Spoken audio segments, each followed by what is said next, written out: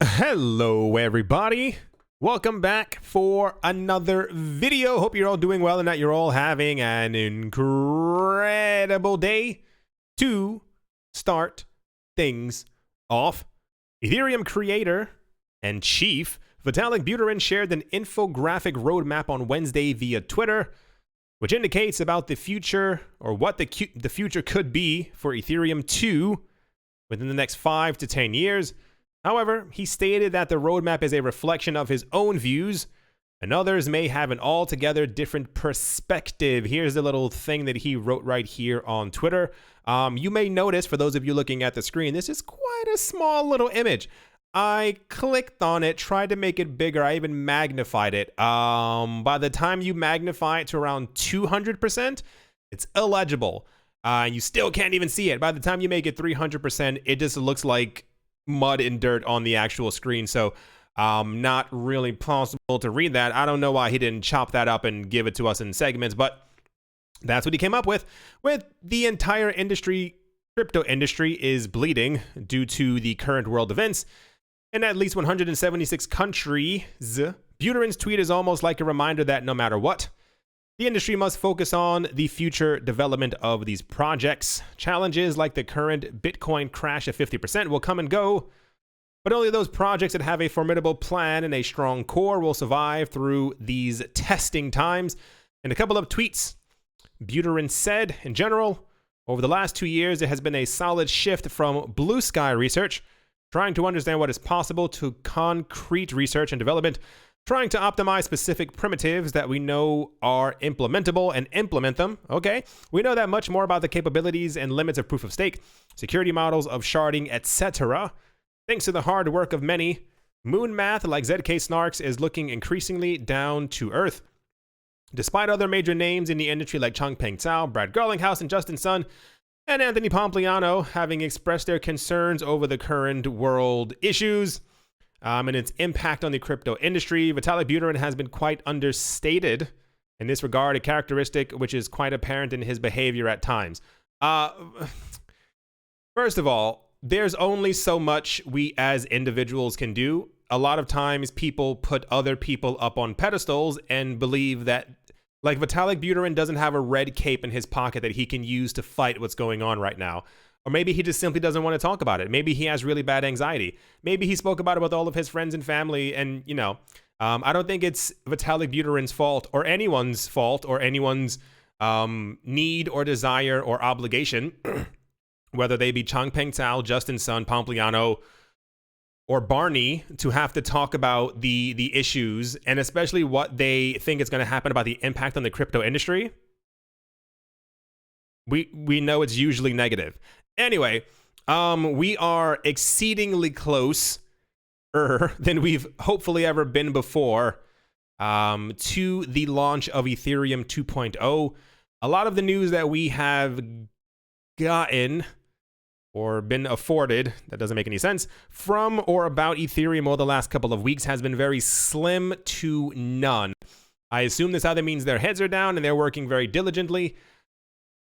I'm going to hope that there's not any type of delay once again on the things that have been happening. But it's nice to hear, obviously, that things are still going according to plan, especially when a lot of the news that we did have before was that the people from Casper have relatively moved on. The Omisego team is also not working on Lightning anymore. I think that was the news that we had. And there was something else that we also mentioned where a lot of the people who were working on previous things for Ethereum have kind of like moved on with themselves. So we could be, maybe, hopefully, if I swear to goodness, if there's any type of delay because of what's been going on, especially after they've had the last 3 to 4 years developing this. But hopefully there's no more delays. Hopefully it gets things off the ground. And also we've actually seen before, I think once or twice, not a lot of times. But if Ethereum has many trading pairs with many other cryptocurrencies, if Ethereum does well, a lot of other times altcoins tend to also do well because they're also pulled up by the momentum of Ethereum. I'm excited. I'll be honest with you, I'm tired of waiting. 4 years is a very long time for an upgrade. I understand that Ethereum is meant to be the world computer, the new internet, so it's gonna take some time, but I think it's about time that they launch it. Anyway, that's the Ethereum 2020 July Ether 2.0 roadmap 5 to 10 years news. Let's move on. Next up, DeeMoney. That is DEE Money. A noted fintech company based in Thailand has become the country's first non-bank firm to leverage RippleNet's blockchain technology to facilitate instant money transfers to over 300 financial institutions worldwide. This is according to a press statement released by Ripple themselves. The platform using RippleNet will now be able to process inbound payments into Thailand between prominent remittance corridors from South Korea, Indonesia, Singapore, Israel, the Middle East, and the Gulf. Aswin, CEO of DeeMoney, my goodness, commented on the move by stating Ripple is currently at the forefront of technology and compliance regulations. This brings in finance in Thailand by bringing a new level of efficiency and accessibility for cross-border transactions to and from the nation.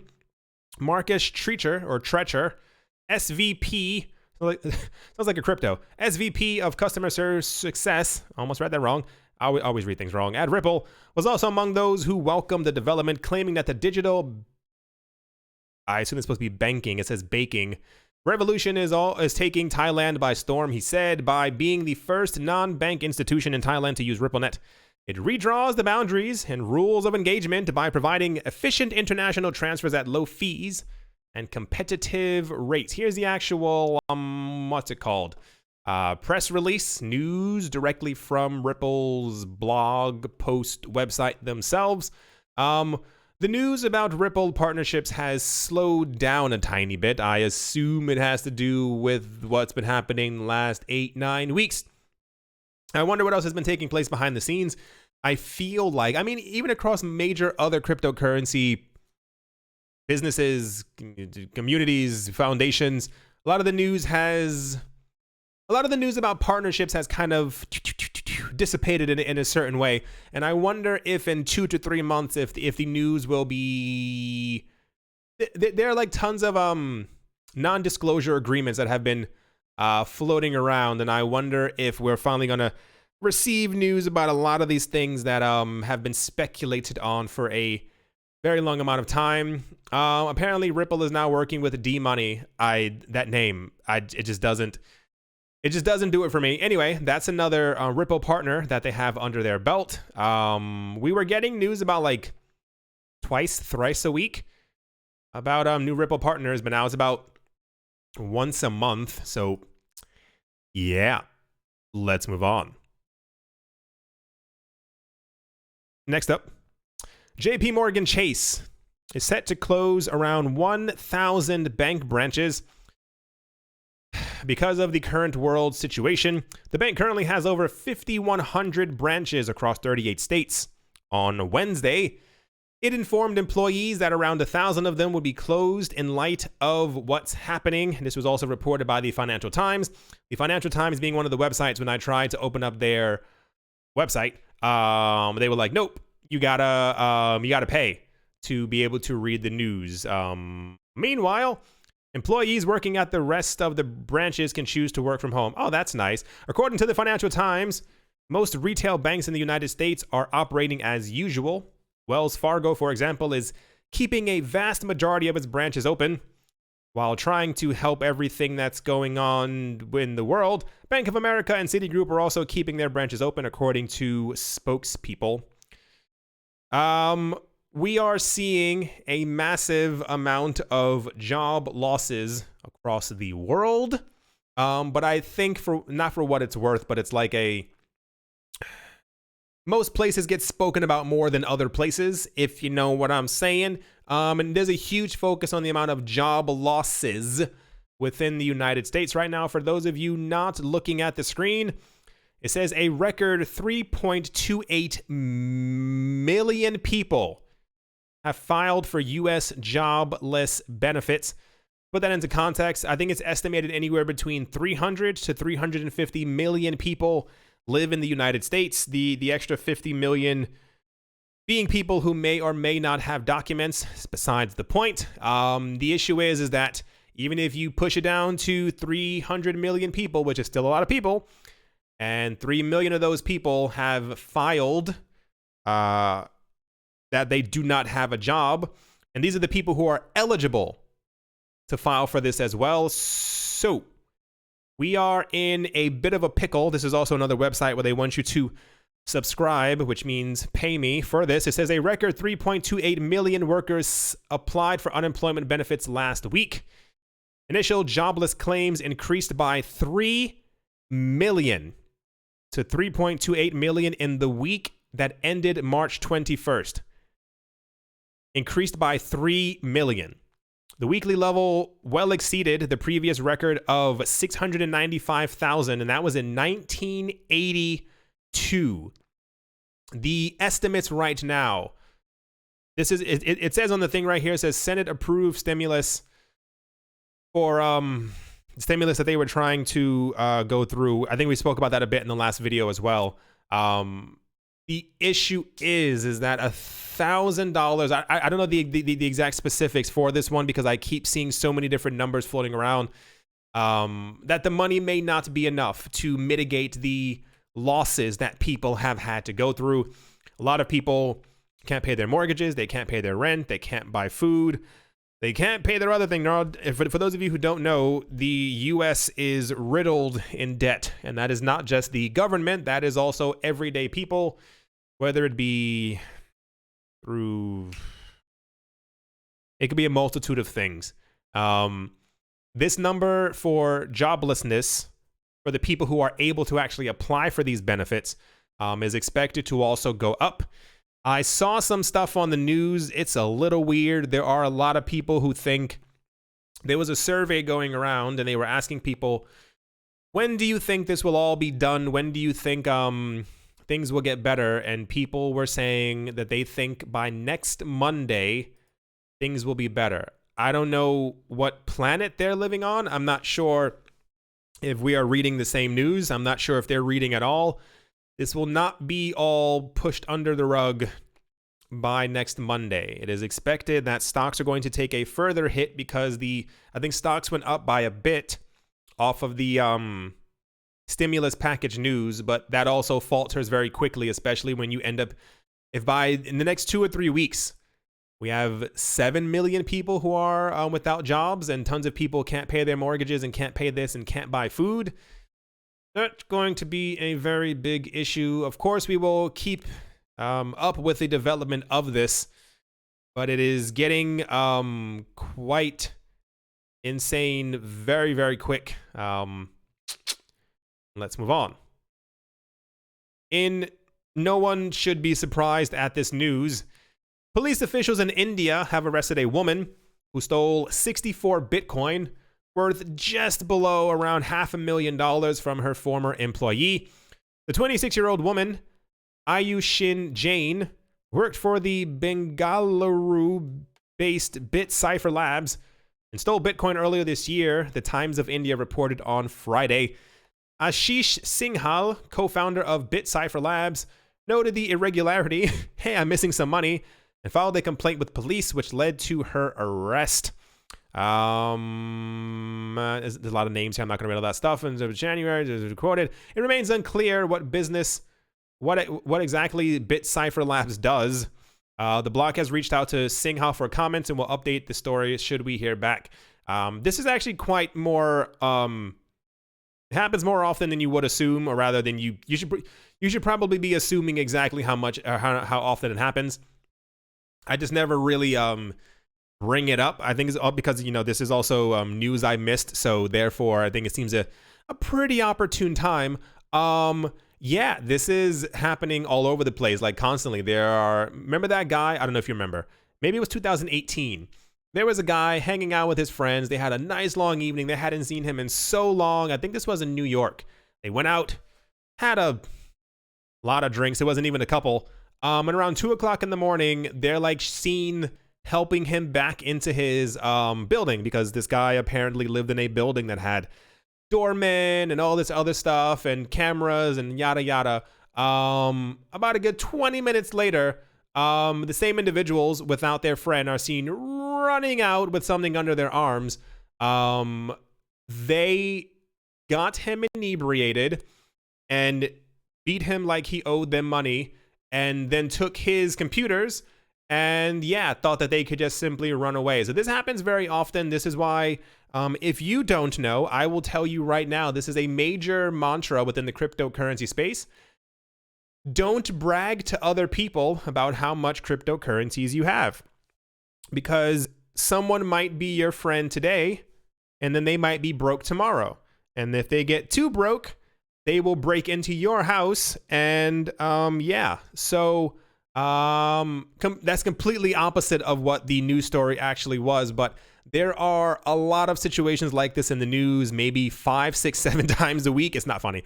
But it comes down to people who are friends with people. They work in a company or corporation and they end up stealing like 300 Bitcoin, or they steal like 45 Bitcoin, because while $430,000 might not seem like an immense amount of money to you, that goes a very long way in other parts of the world, especially in India. Don't tell people how much crypto you have. You can tell them what crypto you have. Even then, I wouldn't. Even then. Even people who are within the circle, keep that stuff to yourself. Like, it's nice to tell. I mean, you get what I'm saying. It's kind of like you wouldn't have a friend for about a good 2 years and be like, man, I got $735,000 in my bank account. You wouldn't do that. You would never even think of doing that. So don't brag to people that you have 1.5, 2.5, half a Bitcoin, because for all you know, in about a good 10 to 15 years, let's say even 20 years, if you have that, you have a Bitcoin, and that Bitcoin happens to be worth a good 5 million, you will have people knocking on your door very, very quick, because those same people don't have Bitcoin. Anyway, that's the robbery news for today. Is this it as well? Yeah, this is the actual news article. Woman steals Bitcoin worth, I don't know what these things are, RS 3.7 crore. Nabbed. She got nabbed. Yeah, just, you know what to do. Next up, in a very weird news story, but I guess these are also floating around, fewer than 1% of Australians paid for consumer goods with cryptocurrency in 2019, according to a study published on Thursday by the Reserve Bank of Australia, which is Australia's central bank. I think we could have gotten that. Revealed in RBA's Triennial Consumer Payment Survey, or CPS, the findings from about 1,100 people shows that while consumers are largely embracing digital and alternative payment methods over cash, they're just not paying in crypto. RBA conducted the survey in October and November of 2019. The low usage comes in spite of respondents' overwhelming awareness that cryptocurrency can be used to pay for goods. Over 80% said that they'd heard of crypto, making it the third most recognized alternative payment method, but the bank surveyed behind only buy now, pay later services and tap and go mobile payments.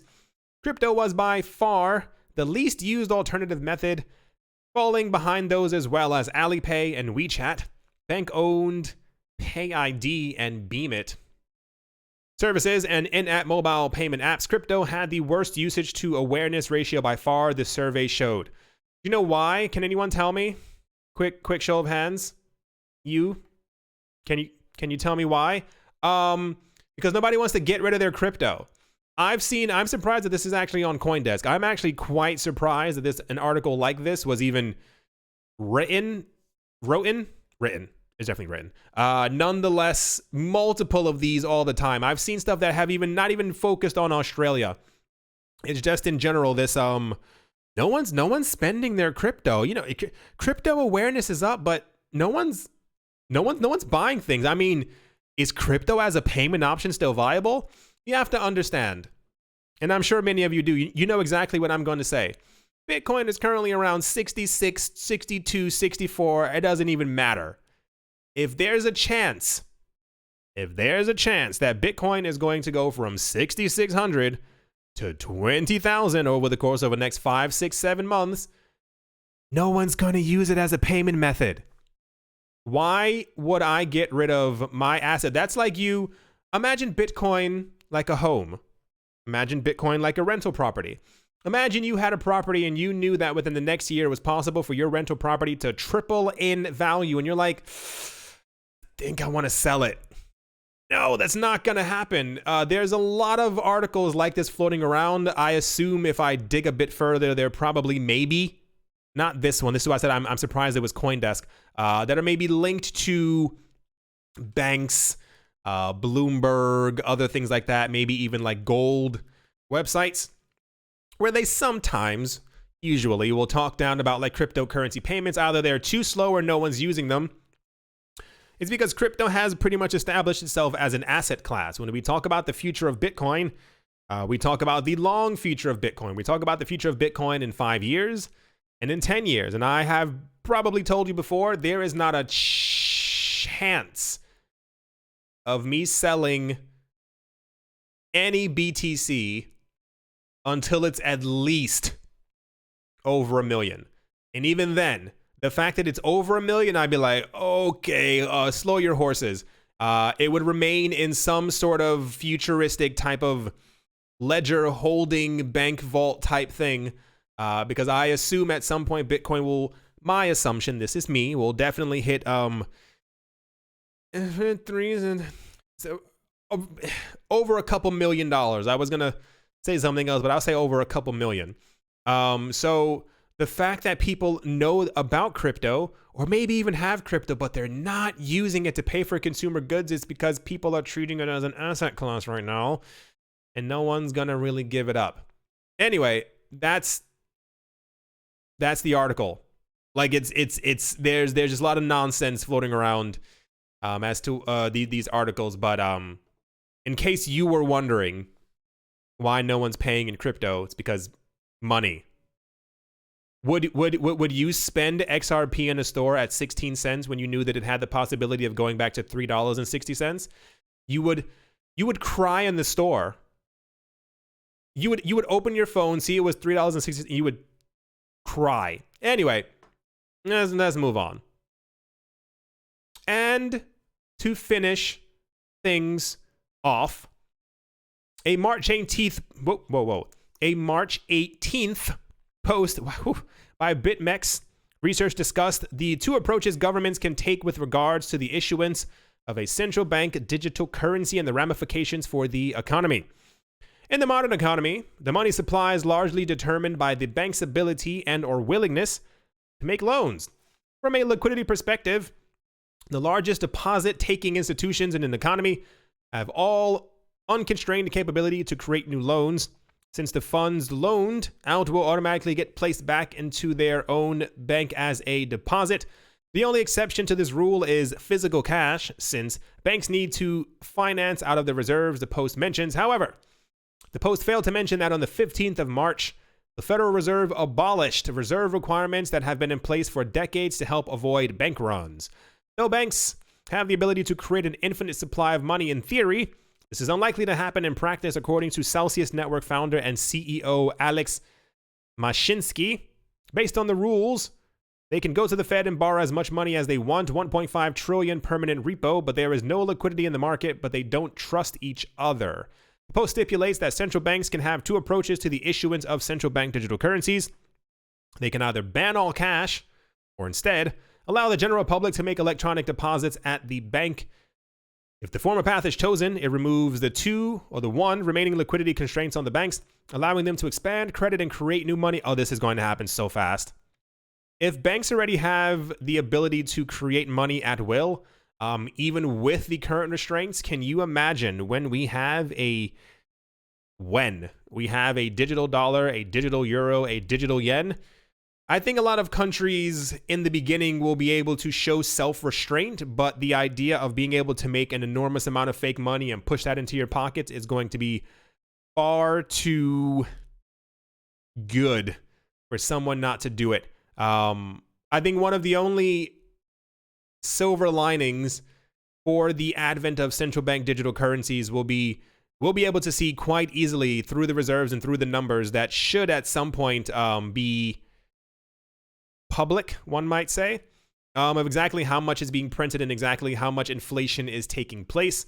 And even more so, the entire dystopian thing of being able to just simply freeze accounts at will. It's one thing now to be able to freeze an account. It takes a couple of steps, takes a couple of phone calls, but you can just simply enter in someone's ID and then click the red button. Yeah, we are very close. The articles that keep popping up about central bank digital currencies are quite plentiful because everyone should know that we are very close to this happening. There are a couple of places who I think are trying to beat each other to do this, and we also had news, I believe it was in the last video, that China is apparently very close to doing so, and they're trying to beat Libra to the punch. So if you thought inflation was bad before, just wait till we have digital currency inflation. I don't know what I'm trying to say. Right. I do hope that you enjoyed the video. I hope that you are all finding something to do with your time. I know it's a little difficult. Always finding stuff to do. I'm trying to keep busy. Making videos for this channel. The other channel.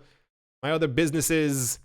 Video chatting with friends. I mean, I'm finding ways to pass the time, but it does become a bit draining after a certain amount of time. I don't want to promise a third video. I'll try to make a third one. My internet speed, if you didn't see the last one, I posted on Twitter. My internet speed is terrible. Like, it's really, really bad right now. It's around 1/20th of its normal speed. That's not a fake number. Normally to upload a video, it takes a good, what is it? 12 to 18 minutes. The earlier video took around 3 hours to upload. So the internet is very, very bad right now. Just keep that in mind. I can make stuff, but it also takes like a huge portion of the day to be able to upload it to the internet. I do hope that you all enjoyed. Hope you all are having a great day, a great morning, a great afternoon, a great evening, wherever you are, wherever you might be. I do hope that it's absolutely fantastic. Thank you all once again for watching and or listening, and I will most certainly be talking to you all soon. See you.